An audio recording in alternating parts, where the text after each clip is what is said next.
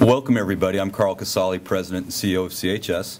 And on behalf of our 8,300 employees worldwide, we're very pleased that you came today to learn a little bit more about renewable energy. CHS has been in the renewable energy business now for about 4 decades, and it's something we're very proud of on behalf of our producer owners that we've been able to do. So with that, I'd like to turn it over to our Mayor, Mayor Tourville, to make some introductions. Thank you. On behalf of Inver Grove Heights, again, we're very proud to have CHS in our city. The employees, the building, and also to take a look at having a company of its stature, who I can remember down on Concord Street and growing and moving and came to Inver Grove Heights, and now are I mean, it used to be in the state, it used to be in the region, and now it's a global company. And again, make a lot of things that none of us even know about. So proud to be here. I think I'm introducing, or are we going to? I'm introducing the governor of the great state of Minnesota, Mark Dayton. Thank you, Mayor. Thank you, Mr. Casali. Thank you for CHS for hosting us today, and welcome to Secretary Vilsack, the northern climes of Minnesota. You know, he's used to wintering in the south in Iowa, so I know this is quite a revelation to him, but we're very, very glad you're here, Mr. Secretary. Obviously, agriculture is tremendously important to the state of Minnesota, and we appreciate your leadership and the way you were just describing in the previous briefing your initiatives and the president's to increase the use of biofuels. I serve as the Vice Chairman of the National Governors Association Biofuels Coalition with my former colleague, a former Senator, and now Governor Sam Brownback of Kansas as the chair. And so we have a shared interest in encouraging the further use of biofuels, which is certainly of economic benefit to Minnesota. We're proud that Minnesota was the first state in the nation to mandate the use of both ethanol and also biodiesel. And so we continue to be in the forefront, as we will. And also thank, and it's my way of introducing our senior senator from Minnesota, Amy Klobuchar, who's also provided a leadership role in the United States Senate in advancing the use of biodiesel fuels. Senator Klobuchar.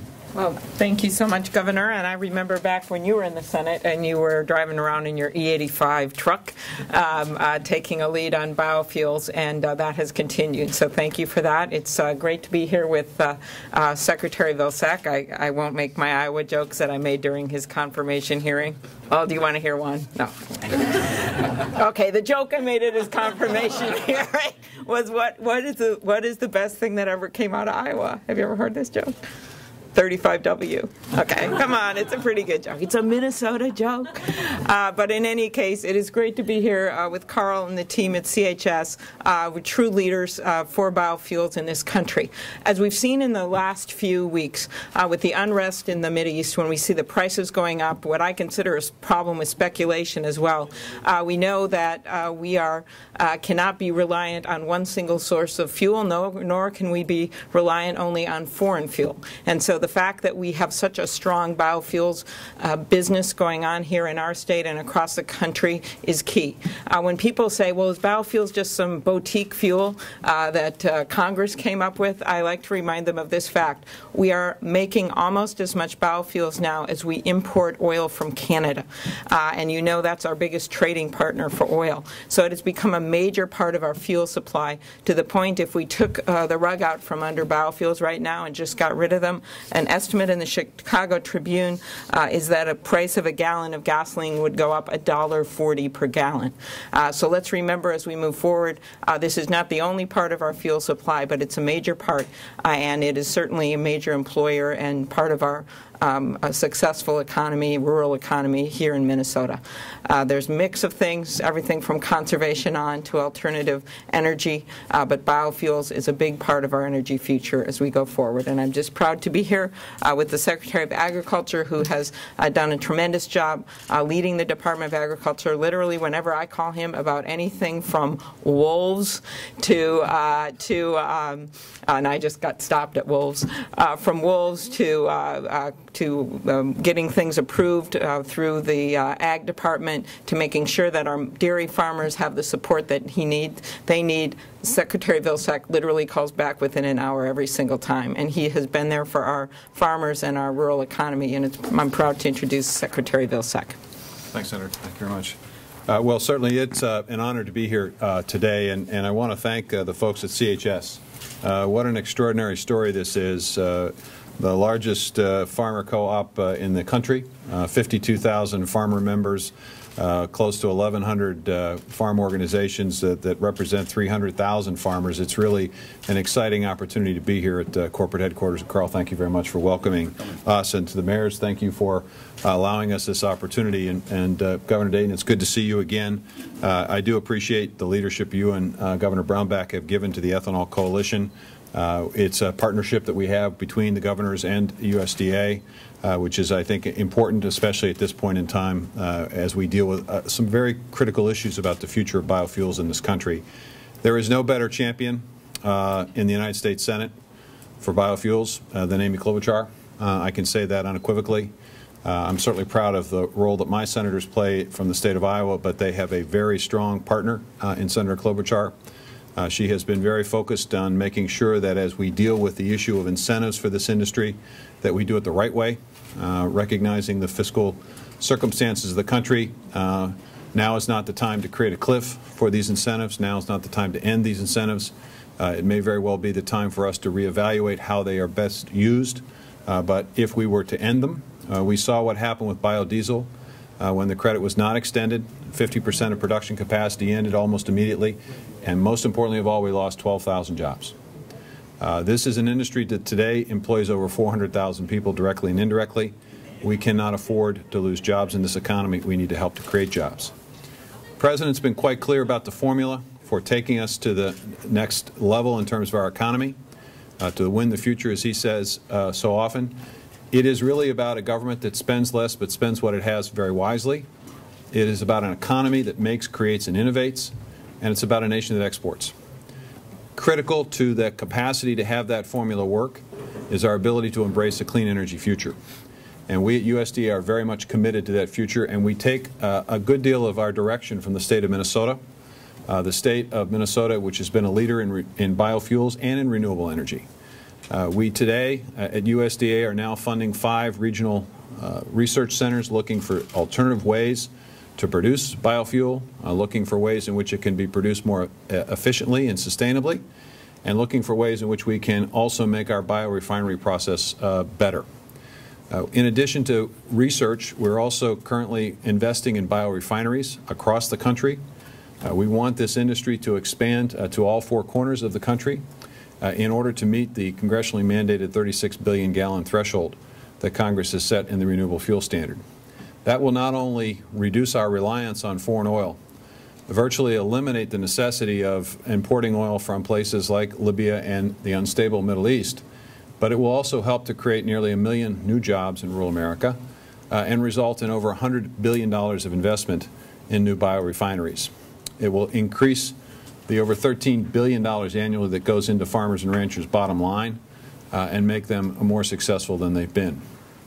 We are also at USDA providing assistance and help to 141 producers of advanced biofuel. There are a number of small pilot projects around the country where we're looking at everything from algae and woody biomass, corn stover, perennial grasses to supplement and complement what we're doing with corn. We are also now getting payments out to producers of these alternative feedstocks to defer the expense of storage and transportation and handling.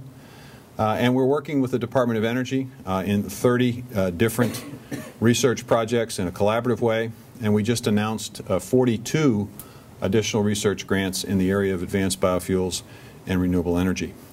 And finally, we all are very interested in doing what has happened in Minnesota, which is an expansion of the convenience of supply of renewable fuel, whether it's E85 or whatever blend you might need. The state of Minnesota has led in the development of blender or flex pumps. We want to follow the lead of Minnesota, and the USDA is committed to using a portion of its REAP money to help finance 10,000 blender pumps, which will be about 5 times the number of blender pumps that are in the country today. Again, this is making the supply more convenient. And let me finish by talking about the incentive issue. As I said earlier, I think it would be a mistake for us to take a look at creating a cliff, as some have suggested in Congress. Not only would that impact negatively the industry and the jobs, but it would also make it more difficult for us to make sure that this industry takes root in all parts of the country. The President has laid out a marker. He wants to reduce our dependence on foreign oil by a third in the next 10 years.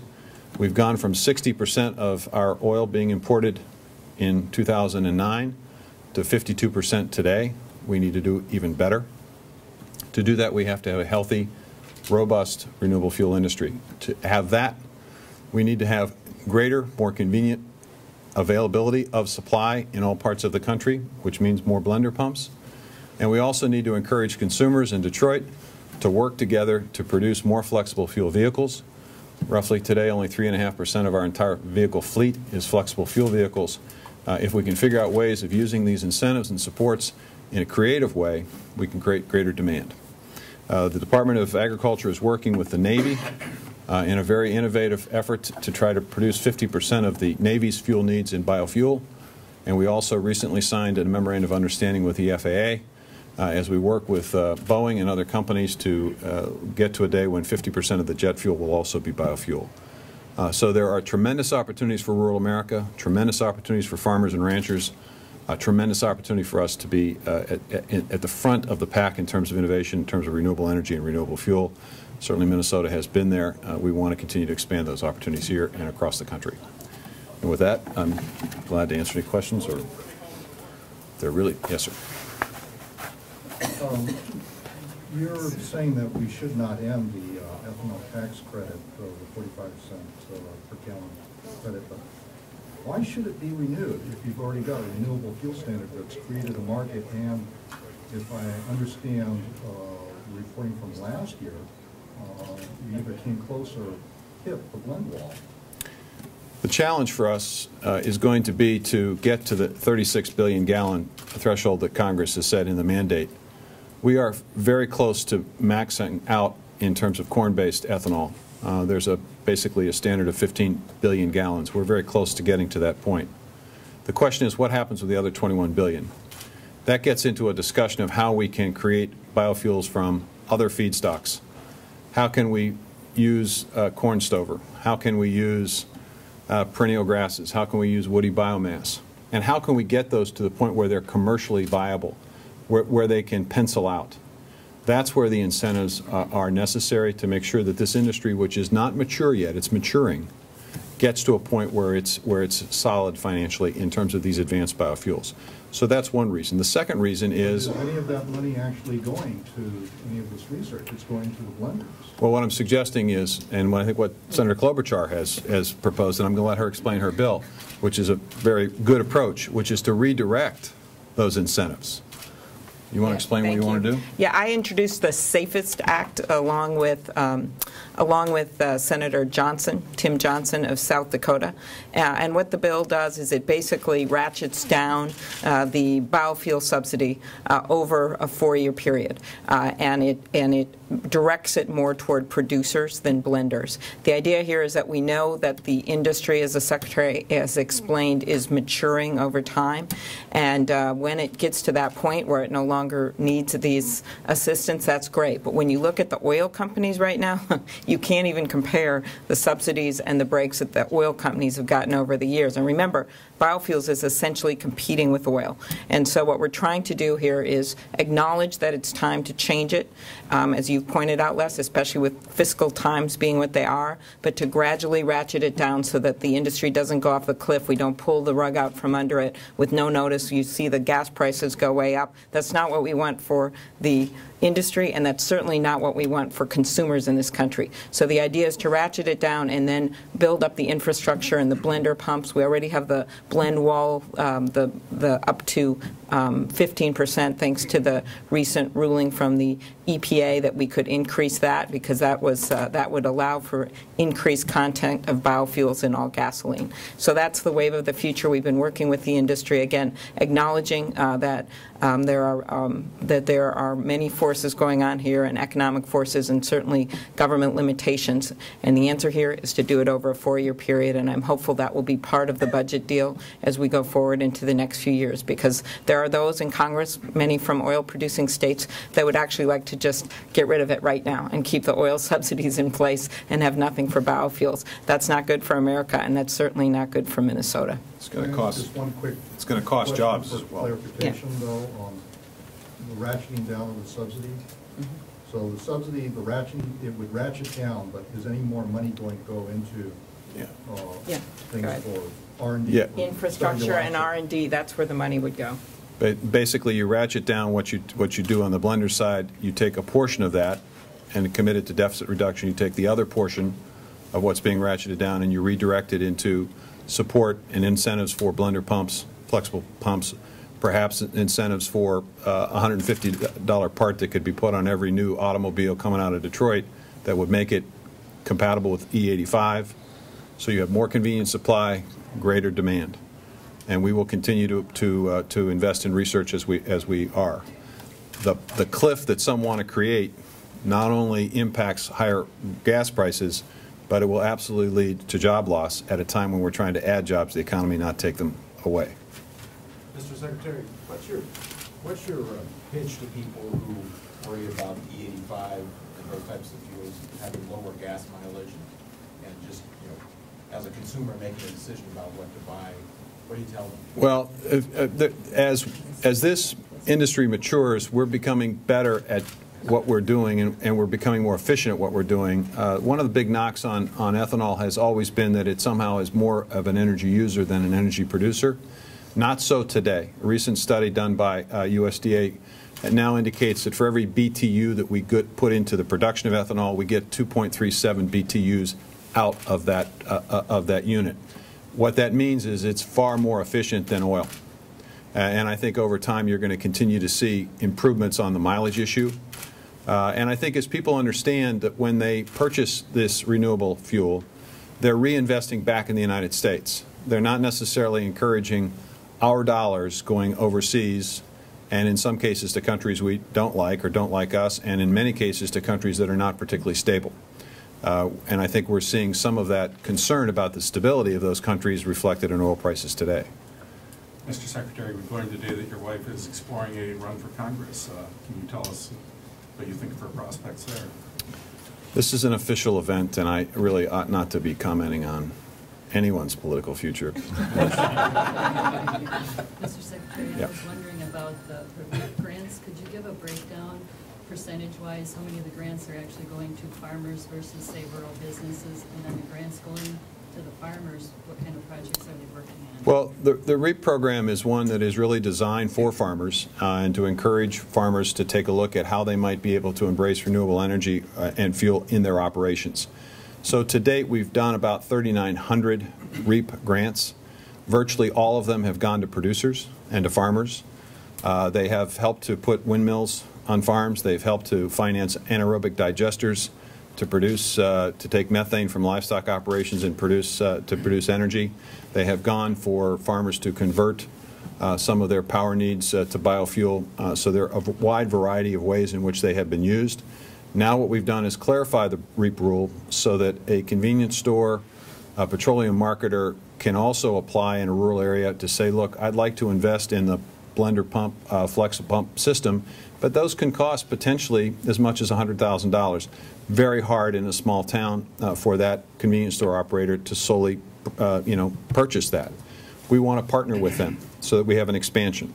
The more convenient the supply becomes, the more likely it will be used. The more likely it's used, the greater the demand is. So if you simultaneously increase demand and make supply more convenient, then this industry becomes very rooted. And then when people realize, hey, I'm helping my local farmers out, I'm also helping to create jobs in the biorefinery that's down the road, it's a win-win for the United States, as opposed to sending our dollars overseas and we create wealth and opportunity someplace else. Time for one more question. When Minnesota was pushing this ethanol stuff first, I mean, corn was under $2 a bushel over here. And now we're 3 or 4 times that. And you hear probably more than anything from the people who use the corn and from hunger advocates about the effect all this is having. And they don't understand why it is that USDA is continuing to push biofuels when it's having such ripple effects on the rest of the country. Well, I think it's really important to understand that, let's take food prices, for example. I hear that argument a lot. Ethanol production is not increasing food prices significantly. Consider a couple of things. First of all, only 1/3 of our food products use corn of any kind. So 2/3 don't. So the 2/3 that are price increases clearly have no relationship to corn. Of the third that do, the farmers only get 16 cents of every food dollar. Somebody else gets the other 84 cents. It's the people who refrigerate, truck, transport, shelve, and all of that has energy components to it. So as oil prices go up, you're going to see that reflected more significantly in food prices than in ethanol being the reason. How do I know this is accurate? Because in 2008, when food prices went up about 4.5% to 5%, we studied this, and ethanol was responsible for 0.45% of the increase, about 10% of the increase. Also, we've seen significant increases in yields over time. In my lifetime, corn production has increased 334%. Soybean production's over 200%, wheat production nearly 200%. And a lot of times people forget that when ethanol is produced, not all of the corn kernel is used solely and completely for ethanol. About a third of it actually gets back in the form of a supplement for livestock, which makes livestock production far more efficient and far more effective. So it is going back into the food supply. So I think it's, you know, what I like to say is I have great confidence in the American producer, the American farmer and rancher, to continue to meet any challenge we put before them. This country is blessed with the most productive farmers in the world. It is blessed with farmers who have embraced innovation and technology. There are a lot of reasons for food shortages in other countries. Part of it is weather. Part of it is export restrictions that some countries have placed inappropriately on some of what they export. High energy costs also have something to do with it. The failure of other countries to embrace technology in terms of agricultural production has also limited their capacities. So there are a lot of reasons beyond and far more significant reasons than ethanol production. We anticipate and expect more corn acres planted this year. We expect more seeds per acre on many of the farmsteads. With any kind of break with the weather, we'll have yields significantly higher than they were last year. And much of the concern that's being expressed today, my view is, by the fall will be less.